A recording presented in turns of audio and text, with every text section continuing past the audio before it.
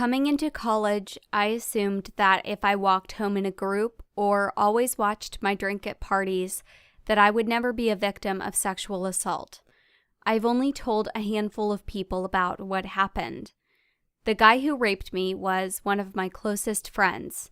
We were hanging out in his room, drinking. I was drunk and flirting with him. It wasn't too long before my pleading voice was so easily ignored.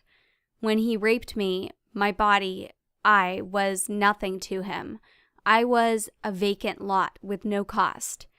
I had every aspect of power taken away from me when I was raped, and I felt helpless and scared and alone and shamed.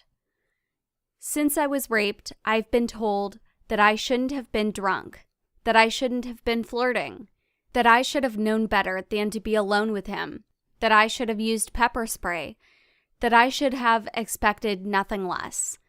I was told that I should have reported what happened to the Dean of Students' office, that I should have reported what happened to the police. Talking with my supporters and therapists and listening to my truth, this is what I have come to realize. The people who say these things are wrong. It is never the victim's fault. Never. And you never need to apologize for how you choose to survive. The summer before I was raped, I worked at SOAR as a new student leader. I was one of the students leading groups of freshmen in discussion about life at Madison. One of our required topics was talking about the Tonight program and sexual assault.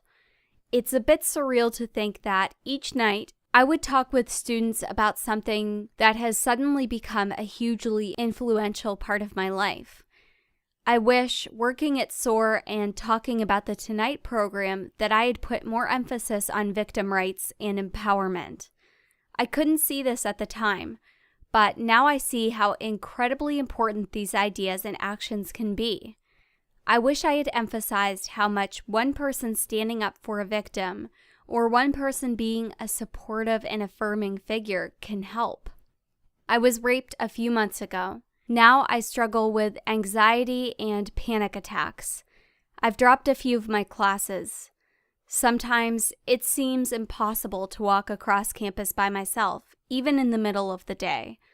Sometimes I feel like I'm facing a life whose normality is a world neatly folding in on itself. And I see this, but I also see something else. I am a survivor, and brave, and courageous, and smart. And worthy. I'm worthy, not of bruises or being an empty lot for someone to park their dominance. I'm worthy of respect and love. I now surround myself with supporters, and with their love and support, I heal, and I will continue to heal. Being a rape survivor has quickly become a dominant part of my identity, and in many different ways. As a survivor, I've seen how easily words and voices can be pushed aside to barely exist once they leave your lips.